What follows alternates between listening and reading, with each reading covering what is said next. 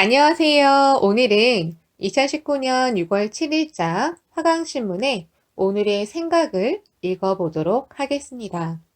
제목은 가진 것 내려놓고 줄이고 베풀기.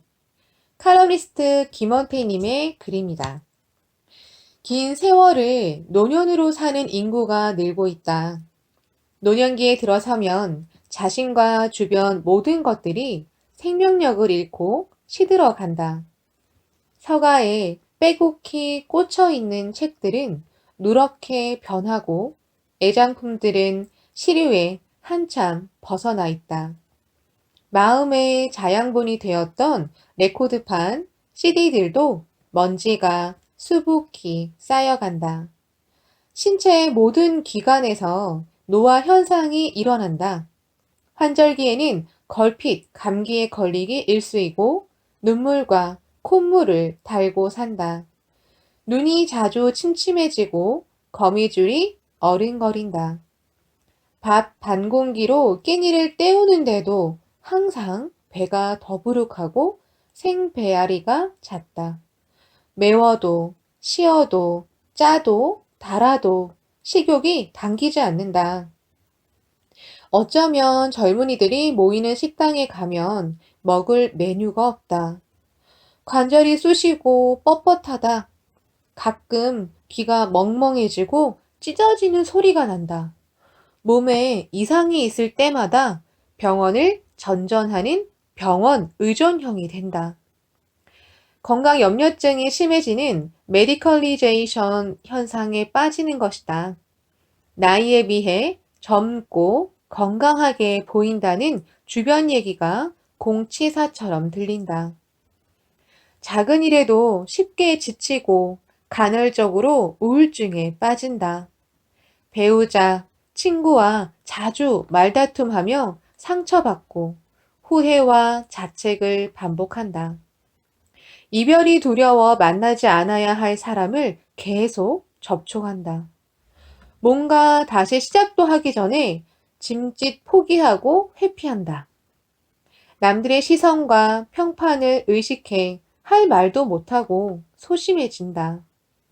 대소사를 결단하지 못하고 우유부단해진다. 그나마 부쩍 수다스러워진 마누라의 잔소리가 자극제가 된다. 바가지를 긁게 놔두면 치매에 걸리지 않는다는 우스갯소리도 있다. 시간 많고 간섭하는 사람 없으니 생활이 불규칙하다. 미래의 목표의식이나 삶의 긴장감이 고취되지 않아 무력감에 빠진다. 독일의 정신분석학자인 에리히 프롬은 현대인의 무기력이 분노와 공포, 신경증 같은 정신병으로 발전할 수 있다고 경고한다. 요즘 노인 사회를 들여다보면 쉽게 알 수 있다. 노년기에 대해 세계적으로 일치된 정의는 없다. 사망률과 유병률에 따른 인구 사회학의 특성과 고용과 퇴직 상태에 따라 다른 기준을 적용한다. 통계 및 공공행정 편의를 위해 60세 또는 65세 이상을 노년기로 정한다. 우리나라의 경우 노인 연령을 현행 65세에서 70세로 상향 조정하자는 여론이 일고 있지만 정치권의 이해관계로 상향 조정이 쉽지 않다. 최근 들어 65세 이상 인구가 급격히 늘어나면서 노년 사회복지 제도의 강화가 화두로 떠오른다. 세계 노인복지 지표에 따르면 한국은 조사 대상 96개국 가운데 50위에 머문다. 소득보장 영역은 82, 건강상태 영역 42위, 우호적 환경 54위, 역량 영역은 99위다. 노인빈곤의 심각성에 따른 연금 수준의 적합성과 보장 범위를 끌어올리는 일이 시급하다.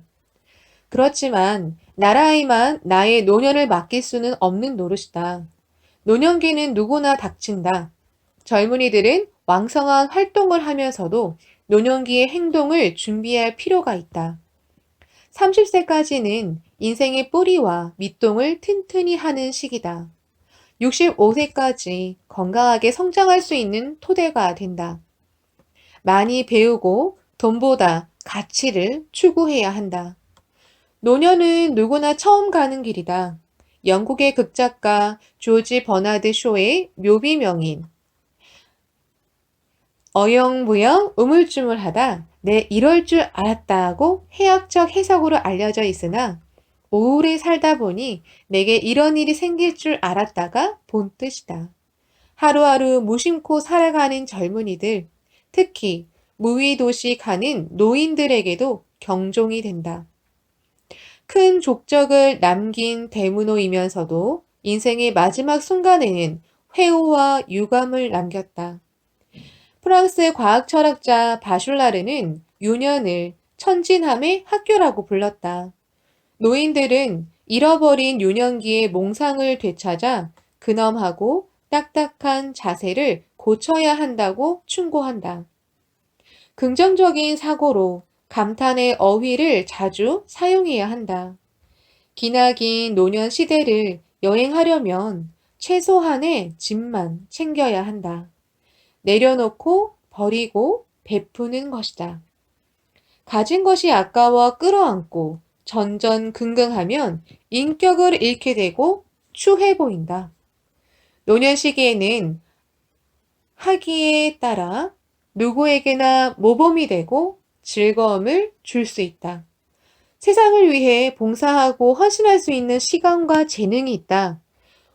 5, 60대보다 70대가 더 즐겁다는 국내외 예술가 문인들의 말도 되새길 필요가 있다. 자신을 혁신하며 건전하고 건강한 습관을 만들기에 너무 늦은 때는 없다. 유전자가 건강에 미치는 영향은 25%에 불과하고 75%는 환경이나 행동에 영향을 받는다고 했다. 자기 자신이 하는 일에서 가장 행복감을 느끼는 연령대는 65세 이상이라는 어느 조사 결과도 있다. 삶이 있는 한 희망은 있는 법이다. 지난 것들에 얽매이지 말고 남은 인생을 후회 없이 살아가자. 육체적 한계도 받아들이자. 몸이 아닌 마음의 근육을 키우자. 노년이 인생에서 가장 아름답고 즐거운 때라는 인식을 갖자. 상선약수, 유유히 흘러가는 강물처럼 살아가자. 선입견과 고정관념에 얽매이지 않으며 불평하거나 쉽게 삐치지 않아야 하겠다. 막걸리 냄새 풍기며 지하철로 떼지어 물려다니지 않고 나대지 않는다. 젊은이들을 훈계하려 들지 않고 내 적성에 맞고 좋아하는 취미 활동을 계속해야 하겠다. 젊은 시절 호기심과 설렘을 다시 떠올려 배우는 자세를 견지하자. 저녁 노을이 일출보다 더 붉다. 황혼을 아름답게 가꾸려면 건강에 안달하지 않고 스스로를 자랑하지 않아야 한다. 사소한 것에 감탄하는 능력을 키우고 현재의 삶에 집중하며 갈등을 받아들일 줄 알아야 한다. 나이와 화해하고 불편과 소외감에 적응하며 감사하고 사랑하는 습관이 좋다. 욕심을 내려놓고 마음을 비우며 선행을 베푸는 일이 우선이다.